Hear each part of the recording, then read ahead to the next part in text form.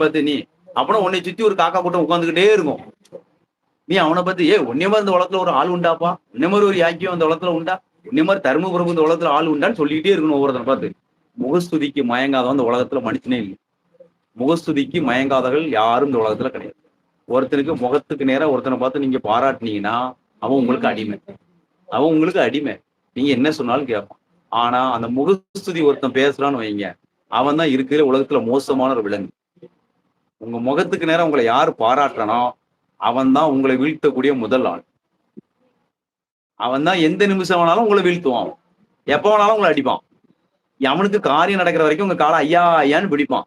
காரியம் முடிஞ்சோன்னா காலை வார விடுறது யாரு காலம்னா உங்க காலம் தான் காலை வாரு. அது யார் வாருவோன்னா அவன் தான் வாரும்.